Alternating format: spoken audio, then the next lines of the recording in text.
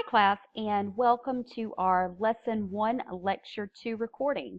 I hope that you guys are having a great Lesson 1 so far, and I hope that you are enjoying the material. For today's lecture, we're going to be discussing ethics, diversity of our audience, and also we're going to be talking about listening. So if you do have any questions at all after you listen to the meeting in its entirety, then of course you can always reach out to me using the email feature in the course. As always, I'm happy to answer any questions that you have. Ethics can be something that we often overlook as far as public speaking goes because it's just something that's not at the forefront of our mind. A lot of times what we're concentrating on is selecting a topic, focusing that topic, organizing the speech, and so forth. But ethics can actually be of great concern to a public speaker. Speech making, as we've discussed before, speech making carries heavy ethical responsibilities because it is a form of power. So when we create our speeches, we have to think from an ethical standpoint and make sure that we're being ethically responsible because as a as a speaker, we carry some form of power with that. So a listener's ethical obligations include things such as being courteous, being attentive during a speech, and just maintaining the free and open expression of ideas. So the ethical concern there is not just with being the speaker, but it's also being a listener as well. So after all, the ethical issues that can arise, are numerous as far as speech making goes and also as being a listener goes as well. So it's things that we have to be aware of in the speech making and delivery process. Excuse me. Now, in our society, we're often called to make communication choices that have some form of ethical implications. We have to think in terms of, is something, right? Is it wrong? Is it harming others? Is it causing unjust harm to others? And so forth. So we always have this ethical question as far as our society goes. And I do want to note that ethics can be different from person to person. It's more of a internal belief system that we have. However, here's a good question to think about. If something is legal, does it make it ethical? That's something that's interesting to think about, isn't it? Well, just because something is legal, it doesn't mean that it's ethical, right? It's not illegal to tell a lie to someone, but it doesn't make it ethical. It's not necessarily illegal to pass on, hearsay or rumors or so forth, but that doesn't mean that it's ethical. So these are things that we have to take in consideration as far as speech making goes. Now, you make ethical choices in your life when you choose to defend your beliefs or remain silent on something. You also make ethical choices when you decide to respectfully listen or refuse to listen to someone else that has a different perspective. So again, we make these ethical decisions when we decide to listen to someone or if we just choose not to listen to them as a whole because they have a different opinion than we do. We also make ethical choices when we decide to check facts or we just decide to knowingly pass on faulty information. Or also, I'd like to add to that when we decide to not fact check what we've heard before we pass it on. And also there are ethical choices in terms of crediting your sources or plagiarizing material. And we always want to make sure that in our speeches that we give credit where credit's due. Not only does that avoid plagiarism, but also it just brings more credibility to your speech. It adds something there for the listeners to go, wow, this is a responsible speaker, and I think they deserve me listening to their ideas. So we do this with, of course, we include references and things like that with our materials, but we also make sure that in speeches, it's very important that a speaker verbally cites their references, resources, and so forth. And we can do this by a simple according to whoever it was and then giving the quote. We also want to make sure that, and of course you can phrase that any way you'd like to, but that's just a easy thing for you to remember as to how that would be able to be integrated in your speech naturally. Because we don't want to get to the end of the speech, and because I've heard students do this before, get to the end of the speech and go, by the way, all of my references came from da da da da da da da da, or they do it before their speech. No, you have to verbally cite when you're giving off the information in your speech. So you might say, according to, let's see here, according to the University of Alabama, well, let me start over here. Trying to think of one off the top of my head. According for the Center for Disease Control, flu the flu is on the rise this year, or influenza um, is on the rise this year. I don't know. My mind is obviously not thinking of a great example for you right now, so I'll move on from that. But you got to verbally cite those sources, and that just lends more credibility to your speech, and it also helps you to avoid plagiarism. So ethics. What is ethical communication? Ethical communication is the conscious decision to speak and listen in ways that you, in light of your own cultural beliefs, consider right, fair, honest, and helpful to others as well as yourself. So ethical communication should be at the heart of what we do as far as communication goes. Now, here's an important thing that a lot of students also say, and I've heard individuals say in general, the U.S. Constitution guarantees freedom of speech. So a lot of times they will say things like, well, it's free speech. I can say whatever I want to. Well, that's something to really think about there, isn't it? So we know that the U.S. Constitution guarantees freedom of speech, but you have to balance your rights with your responsibilities as well. So I think a lot of times that gets lost on certain people. And we actually have a term for that we call rights abilities. And rights abilities focuses on both the rights and responsibilities of the communicator when we communicate. Now, diversity is something that we also tend to overlook as far as communication goes, but diversity can be a wonderful thing. It can be a positive thing if we allow it to be. And I think that's an important thing to note there is if we allow it to be. People who come together from different backgrounds, different situations can and often do come together in productive ways. In fact, I love being on a team of individuals that come from different backgrounds and just see things differently than I do because it lends so much more insight to the group environment. So things that we need to be aware of as far as diversity goes, though, especially as a speaker and just a communicator as a whole, we need to be aware of ethnocentrism. Now, you might say, what in the world is ethnocentrism? Ethnocentrism is the tendency to see the beliefs, values, and customs of one's own culture or group as right or natural. So one more time, ethnocentrism is the tendency to see the beliefs, values, and customs of one's own country or group as right or natural. So is ethnocentrism absolutely a bad thing? Well, it's a part of every culture, and it can play a positive role in creating group pride and group loyalty. So in that light, no, it's not necessarily all bad. But it is something that we do need to be aware of. So in some situations, when we have ethnocentric point of views, it can unfortunately lead to prejudice, hostility towards different racial, ethnic, religious, or even cultural groups. So it is something that we need to be aware of. It's something that we need to keep in check, so to speak. And I think it's important as a speaker to do so. Oh, goodness, hold on. There we go. Okay. So to be an effective speaker in a multicultural world, which is what we live in now, we need to, as a speaker, we need to remember that all people have special beliefs and customs, and we need to have a form of respect for that. It doesn't mean that you have to believe in it, and it doesn't mean that you have to use it in your own life, but it is something that we need to take into consideration because we can't reach people unless we understand where they're coming from. Okay, so let's talk about listening for a minute. Again, this is another thing that I think is often overlooked in the communication process, but listening is a vital part of our communication process. We listen a lot of times more than we actually verbally communicate to other people. Listening is our most commonly used skill in most situations. So listening skills, why are they essential? Why is this something that we need to pay attention to? Listening skills are essential for a lot of reasons, but a few here that I have is listening takes up a lot of our time. So if you're doing something for that much time, you want to make sure that you're good at it, that you're using your skills properly. Good listening skills are also just good job skills.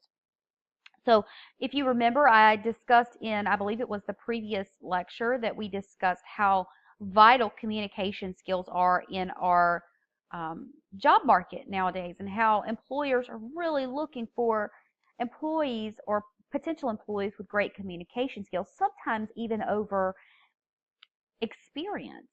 So good listening skills are good job skills, and it's something that can definitely help you to get that job, or better yet, help you to succeed in that job once you do obtain it. Perhaps gain a promotion or, more responsibility or whatever that might be. Good listening skills are also good academic skills, as we all know. When we choose to listen in the academic environment and we choose to actively listen, a lot of times we better take in the information. We're able to do better on assignments, exams, and, just course projects as a whole. Also, listening and being heard empowers people and it aids relationship development, growth, sustainability, and so much more. So when we've ever been in a situation where we didn't feel like people were listening to us, you can think about how that made you feel. So when you're in a relationship with other people, it doesn't have to be a significant other. It can be children, family members, friends, colleagues, you know, classmates. You have to understand that when you choose to listen to that person, you're choosing to empower that person and you're aiding in the development and growth in that relationship. And also another thing to keep in mind is that in any given situation, we have an investment in that listening situation. Something is always at stake. When you choose to listen to your significant other, for example, you're choosing to foster the growth of that relationship. When you choose not to listen, then you are making a choice, unfortunately, to possibly hinder the growth of that relationship or make it become stagnant. The same could be true in friendships, like I said, with colleagues, with um, just friends, family, so much more. There is always a choice in listening, and we have an investment in every listening situation, whether we realize it or not. So one of the ways that listening can serve you is by enhancing your skills as a critical thinker. There are 4 different types of listening that I want to discuss. Excuse me. There is appreciative listening. That is listening for pleasure or for enjoyment. Good examples of that would be I was listening to Pandora a while ago, and I am a big fan of jazz, especially big band. Um, so I was actually using my appreciative listening skills for that. And some other examples there would be, like I said, music, listening to a comedy routine, and entertaining speech. Things that you're listening to for pleasure or enjoyment would be using your appreciative listening. We also have empathic listening, and that's going to be listening to provide emotional support for the speaker. A good example of this would be when a therapist listens to a patient or when we lend a sympathetic ear to a friend. We're using empathic listening. Then we have comprehensive listening. Comprehensive listening is listening to understand the message of the speaker. For example, comprehensive listening could be classroom lectures like you're listening to now. You are listening. I would love to say that you're using appreciative listening, but we know you're not. We are not using empathic listening, nor are we listening critically, which we'll discuss in just a moment, but you are using your comprehensive listening, and that's going to be listening to understand the message of a speaker. So classroom lectures are a great example, or just direction to a person's home or to how to get somewhere in general. That is comprehensive listening. And then we have critical listening. And critical listening is often confused with comprehensive listening, so it's important you understand the difference there. Critical listening is listening to evaluate a message for purposes of accepting it or rejecting it. For example, when we listen to a sales pitch or we're trying to decide what vacation package is best for us and we're listening to a sales agent or something like that, a travel agent, we're using critically listening skills. We are deciding to evaluate a message for the purposes of accepting it or rejecting it. When we listen to a campaign speech is another great example of critical listening. So what about barriers to listening? Well, most of us don't begin our day, I hope not at least, by saying, today I'm going to be an absolutely terrible listener. I'm not listening to anyone. Of course, we don't start off our day like that. I truly believe that we intend to listen and listen actively, but we face language barriers, cultural barriers, personal barriers, linguistic barriers as well. Understanding these barriers, though, and really seeing how they are part in most listening situations can help us to plan strategies to deal with them better and also just to build our listening skills as a whole. So what are linguistic barriers? Well, sometimes the speaker's language is a barrier in listening. Diverse cultures usually include many different language variations. This could be different accents, which you're probably hearing from me right now. I'm very Southern. I have a strong Southern accent. So that could be a language barrier. Of course, there are different dialects, use of slang, and so much more. One important thing I want to talk about here, though, is in terms of linguistic barriers, is jargon. The use of jargon in communication can definitely create a linguistic barrier for your listener. Jargon is the specialized words or expressions that are used by a particular profession or group and are difficult for others to understand. I'll give you some examples of jargon in just a little bit, but that is something to keep in mind as a linguistic barrier. Now, linguistic barriers show up in both language and vocabulary differences. So it doesn't just have to be that we speak a different language from the other person. For example, I'm speaking English and the other person speaks Spanish. That's not the only form of a linguistic barrier. It can also be, like I said, vocabulary differences, such as choosing to use technical jargon, or even people that just have an extensive vocabulary and perhaps it's um, using words that you don't understand correctly. So how to overcome linguistic barriers? To overcome linguistic barriers, we need to work to listen very carefully and see if you can gain meaning from the general context of the speech. A lot of times we can use context clues in the sentences that people say to help us understand what they mean. Another example, and this especially works in business meetings or classroom settings or, just things like that, we can take notes or jot down words to look up later and make sure that we're clearly understood that person. Now, as a speaker, I want you to work to, if you know that linguistic barriers are going to be present in your speech. For example, let's say that you're doing an informative speech on a certain kind of medical condition or disease or something like that. A lot of times there can be a great deal of jargon in that type of speech.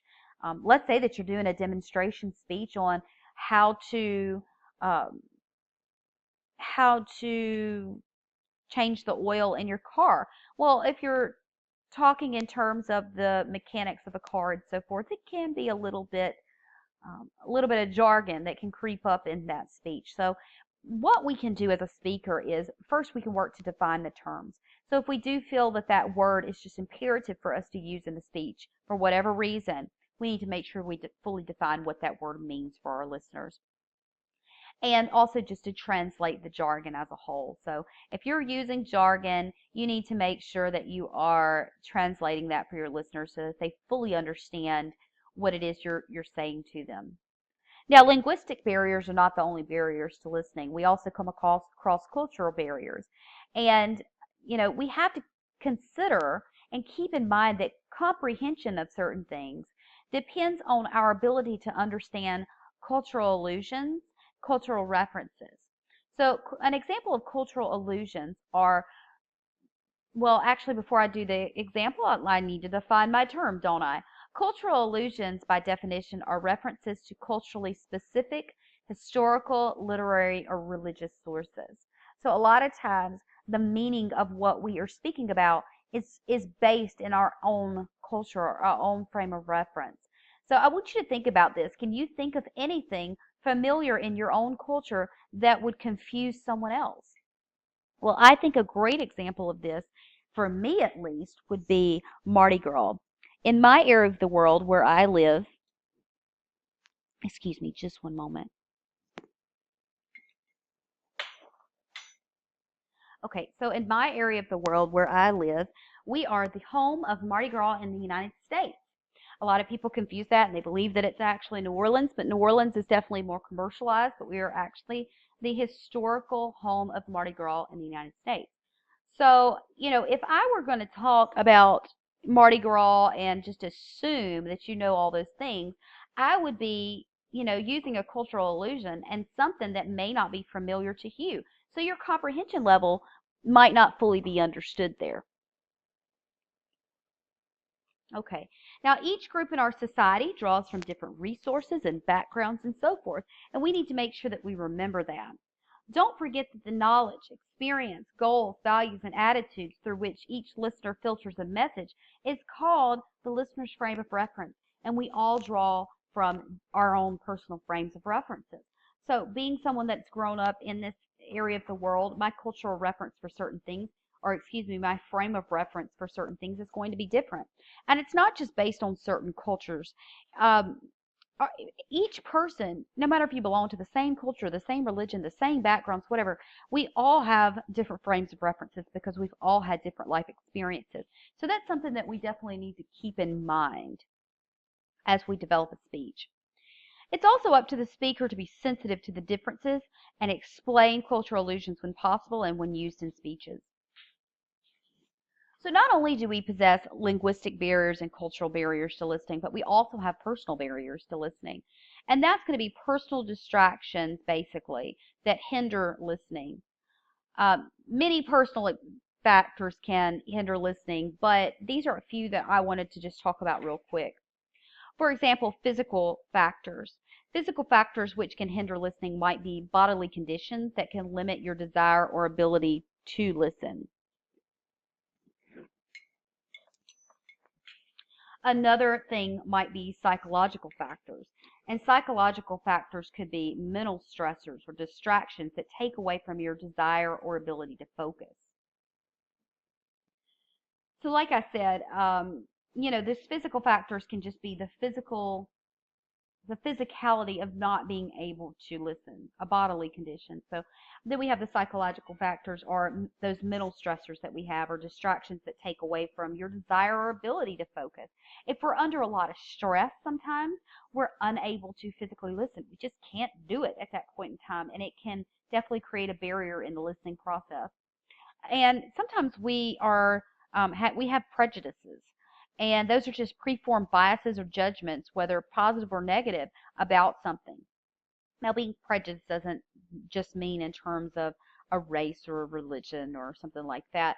It can just be any kind of preformed bias or judgment that we have on something. Okay. Then also stereotypes is another personal barrier that we want to be aware of and try to avoid, because it can definitely hinder our listening as well. So when we place someone in a category and then assume that that person fits the characteristics of that category for whatever reason, we're choosing to stereotype someone, something, an event, whatever it is.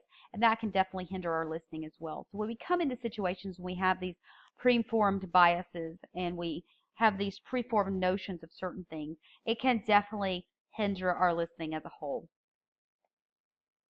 Now, poor listening. There are 4 major causes to poor listening, and they're not all as obvious as you might think. Listening too hard can be one of the major causes of poor listening. So sometimes you're just listening too hard. So trying too hard to take in everything that a listener is saying that a speaker is saying can cause us to miss the speaker's main points or even confuse the facts as a whole. Rather, what we might want to try to do is try concentrating on main points and the evidence that they are presenting. Try not to focus on every single word, because sometimes we get lost in that, especially when we're talking in very technical terms. Jumping to conclusions is another major cause to poor listening. This is when we, so to speak, put words into the speaker's mouth. This is one reason we often communicate so poorly with others that we are closest to. We are sure that we know exactly what they are trying to tell us because we know them so well. But actually what we're doing is we choose not to listen when that happens, and we really miss what they're trying to tell us. Another thing is sometimes we just prematurely reject a speaker's ideas as boring or even misguided. And when we do this, it can cause us to miss out on some great information. In turn, you often cheat yourself if you choose to prejudge or just choose not to listen to someone as a whole. Like I said, you could miss out on some great information, and no one wants to do that. Another major cause to poor listening is not concentrating. So although we can talk at a rate of 120 to 150 words a minute, the brain can actually process 400 to 800 words a minute. Now, with those numbers being said, it seems easy to listen, right? Because if we could process 400 to 800 words a minute and we're only speaking 120 to 150 a minute, we should be able to really retain some information. Well, not quite. Because we can process a speaker's words and still have plenty of spare brain time, we are tempted to interrupt our listening by thinking about other things because we just have all this extra time to think of things. And that could be preforming things we want to say in our mind, just kind of drifting off as a whole. That is something that we need to be aware of. So focusing on delivery and personal appearance is also something that is kind of happens when we don't concentrate. So unfortunately, sometimes we judge others by the way they look or the way they speak, and we don't listen to what they're actually saying to us. Now, is this always on purpose? Well, not always. I'm sure sometimes it is on purpose, but it's not always on purpose. Sometimes it can be a person's accent that you're just really intrigued with, and you miss out on the information because you're concentrating on the accent. It could be personal appearance. You're focusing so much on that person's personal appearance that you're not concentrating to the message. It could also just be vocal mannerisms that they are presenting. Any of those things can cause us to become distracted and not concentrate on the message. Now, most students do not think of listening as an active process that they can control, but you can. You can do this by taking listening seriously, really striving to work on your active listening skills. Also, restricting distractions. When we limit as much as we can control, at least, external and internal noises, it calls us to be a better active listener.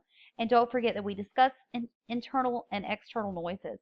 An example of an external noise would be the humming of an air conditioner or the TV playing in the background. Let me think of some things you can actually control. A TV playing in the background, music playing loudly in the room. Trying to think of other things, but you kind of see where I'm going with that. Those are things that we can control. So if someone's trying to talk to you and you want to really try to be an active listener, turn the TV off. Listen to what they have to say. Internal noises are things such as the little voice we hear in our heads sometimes. So if you are trying to actively listen to someone, don't make mental notes on grocery lists in your mind. Don't think about what household chores need to be done.